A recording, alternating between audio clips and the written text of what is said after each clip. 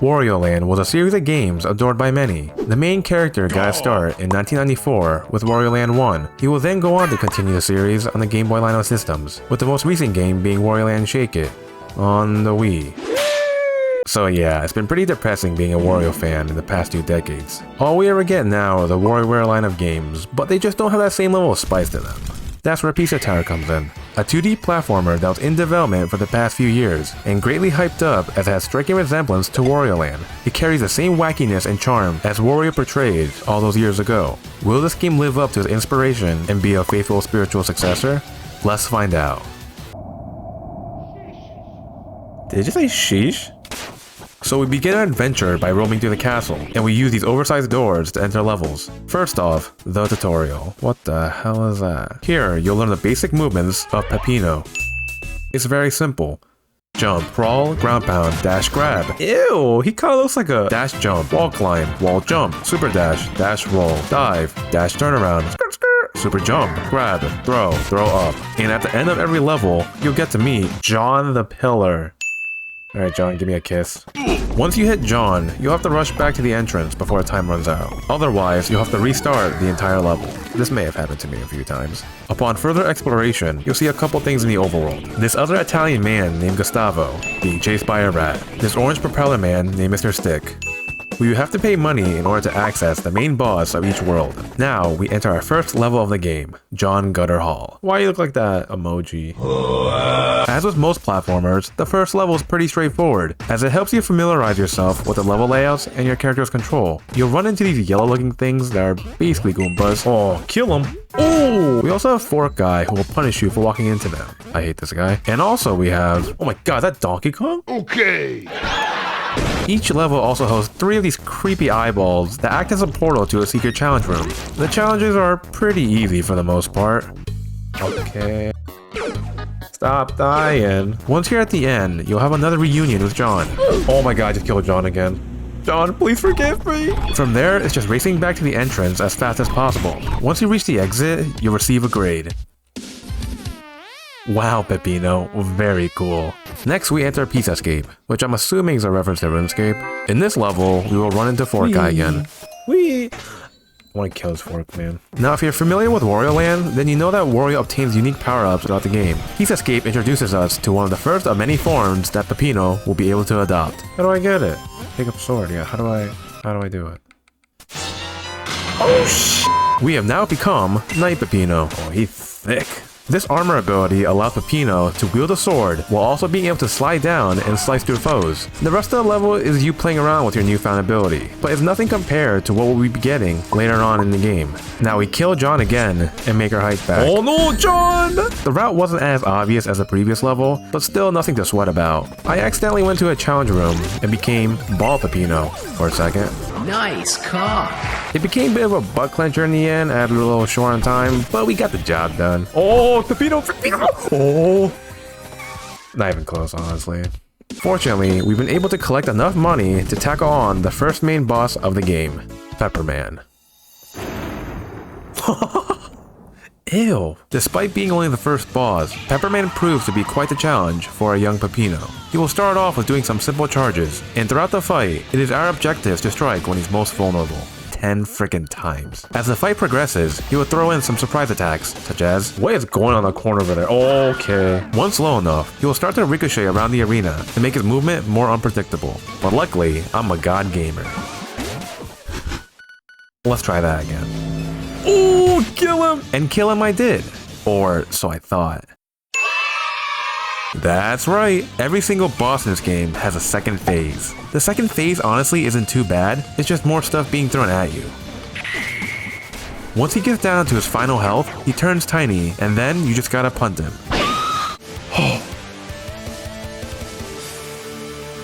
That was a lot harder than I thought it'd be. We can now progress to the next world by going through this door. 2D platformers have always been known to have some of the most charming and creative transitions in between worlds to make it feel as seamless as possible for the player. Then there's Pizza Tower. What a great transition. Now I know what you're thinking. Wait a minute, did you get a new haircut? So I realized I missed a couple of levels from the first world, so I went back to do them real quick. And yes, I did get a haircut. Nothing really interesting took place throughout those levels, but to summarize, this is what happened. We now end up in World 2, the Western District. You'll find Gustavo again, this time having a bit of a kerfuffle with the rat that was chasing him previously. We now start off with Waste Yard. Man, I'm dead. As the name of the level suggests, there is a death theme to it. You start off with surfing on these dead guys to progress forward. Also, if you touch this ghost, you will become Ghost Pepino. This ability allows you to flow around and go to certain sections of the level. In certain parts, you can collect items to boost your speed. That Ghost Pepper? Wait, if I die as a ghost, what happens? Is that Among Us? Oh, Ghost Pepper. The rest of the level pretty much has you travel around in your ghost form until we find John again. As opposed to previous escape sequences, not only are we racing against the clock, but now you gotta worry about Ghost John chasing you. He's a bit of a nuance, but even with the additional threat on our plate, we're still able to make it back safely in one piece. Back in the overworld, we encounter a familiar face. Next stop, Oregano Desert. Damn, Pepino looking kinda thick. In this level, there's a whole slew of events that transpire. We go to a market and see Diglett. A guy throws chicken at us and we become Firemouth Pepino. This gives us the ability to do air dashes and light stuff up. We hop onto a spaceship and see cows. We see another familiar face. Yeah, it could've been anyone, John. On our way back, the only thing interesting was that we got casually cow comboed. And there's the door. We once again have enough money to tackle on the next main boss of the game, the Vigilante. Cheese. As opposed to Peppermint, Vigilante only starts with 9 health. Also, he gives Pepino a brand new toy to rock with, a gun. Giving Pepino a gun really adds more depth to the gameplay experience. Honestly, it makes me feel like I'm fighting a Mega Man boss right now. Most of the fight entails you shooting and dodging obstacles, like bullets, dynamite, and the occasional grandma. Oh my god. Man, I'm dead. For the second phase, the scene changes where you can only see the silhouettes of each character, but it's more or less still the same boss fight. Just don't get cow comboed again. Once you get to the Vigilante's final health, the game puts you in this old western quick draw sequence. The fate of this battle literally relies on just one button click.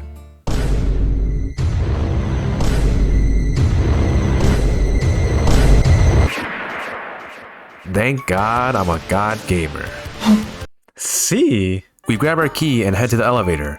Oh, look at him go, look at him go. We now enter World 3, Vacation Resort. The first level we embark on is Crust Cove. Honestly, this level was just okay. I feel like this one didn't have too much personality or that wackiness Pizza Tower charm. You spend some time on a pirate ship and you gain the ability to become Barrel Pepino, which is straightforward, you kinda just roll around. It's kinda lame. Mini golf though is definitely a nice change of pace. You spend the whole level playing golf with this cheese ball, carrying it around until you can shoot it into a basketball hoop. But you'll have to be cautious as your ball can occasionally get stuck in a nostril. Although this place is slower than your typical level, it was just nice to have that break from the constant chaos of previous levels. Speaking of keeping it fresh, Gnome Forest offers one of the most unique and exciting experiences we've seen in Pizza Tower up to this point. Whoa. We begin by exploring the forest. F you, fork guy. Everything looks to be business as usual, until... Oh yeah, that's right. We abandon Pepino and become Gustavo, and not Gustavo. It looks like the two of them have finally settled their differences. Although you can only play as the pair in certain levels, they surprisingly have a very fleshed out moveset. They got Spinning Punch, Rat Roll, Wall Bounce, Rat Charge, Double Jump, One Man Slam, Two Man Slam, Crawl. You little worm. Gustavo definitely feels different from Pepino. He feels more like a bruiser class, if that makes sense. If Pepino was Sonic, then I would put Gustavo as more of a Knuckles guy. We beat up John again, but as Gustavo. We spin our way back from here until we reunite with Pep. We plow our way back and exit stage. I hope Gus is okay. Once again, we got the funds to now tackle Boss 3, The Noise. Ooh, I don't know about this one. Ooh, the Noise has even less health than the first two bosses. He is something of a twisted superhero with a chaotic nature. Of all the bosses so far, he is certainly the most nimble, as he springs around on the ground with his pogo stick and flies in his hot air balloon while dropping bombs. He's also the most annoying. Did you just flip me off? Once you conclude the first act, you are rewarded with a great view of his face. His main gimmick in the second phase, he will deploy fakes of himself to get you distracted.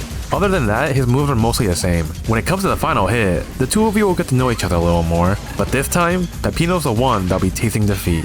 It's been real peppy. Well, okay then. I wonder how I did. Oh, grab the key, take the elevator. Look at him go! We have now arrived at World 4, the slum. Alright, you get the idea at this point. Pig City. Walk on the street, use a rat balloon, take a taxi, watch awkward cutscene. Pig Elvis. Grind on rails, take another taxi. Pig Cop. Get arrested. Play as Gustavo. Yo! Do Gustavo stuff. Kill John. Find Pep. Find exit. Oh shit. No, that's actually the name of the level. Walk on green pipes, find Cheese Monster, turn into Cheeseball Pepino, turn into Sticky Cheese Pepino, fight the Ninja Pizzas, kill John, thumbs up. Pepibot Factory. Okay, bear with me, this one might take a little while. Pepino turns into a pizza. We can now challenge the boss of this world. Wait a minute, did you get a hit? We fight against Pepino? Fake Pepino is an imperfect clone of the original. He has a very unsettling appearance, but arguably has some of the best animations in the game. He has the ability to melt into the stage, jump around like a frog, and summon clones of himself to splash around. But the real fun begins in Phase 2. Hello?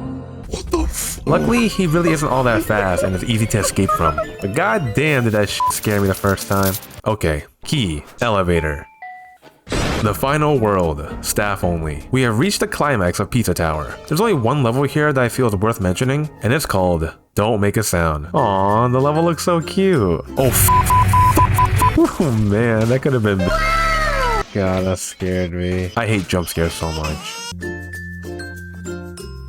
Alright, that's it. Alright, you wanna play tough? Huh? Fuck you, fuck you, fuck you, fuck me. We have finally reached the final boss of Pizza Tower.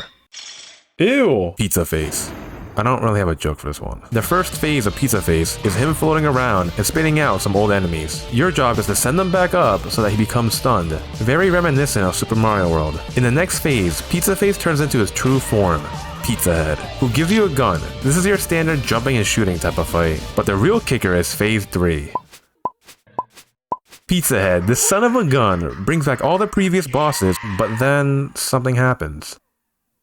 Pepino goes freaking berserk mode on these chunguses. Every time you land a hit, the bosses loses half their health. Like damn Pepino, this would have been helpful a while ago. It really does feel like your character has ascended. You feel so empowered. You feel so unstoppable. You feel Pepino. Wait, chill. You battle Pizza Head one last time in the end. Once you land that last hit, Pepino goes absolutely ballistic, giving it his damn all for the finale, not holding back any punches as the fate of his pizzeria is determined here. He tops it off with one final pile driver, burying the psychotic man of a pizza into the tower. Oh, is that why it's called Pizza Tower? Oh my god. We then make one last final escape back to the entrance, where it all started. Pepino and his new friends escape successfully, and this is where Pepino's story comes to an end. You know, come to think of it, we never learned what Pepino's last name was, despite spending so much time with him. I mean, it has to be something stupid, right? Like pizza? What the f? Spaghetti!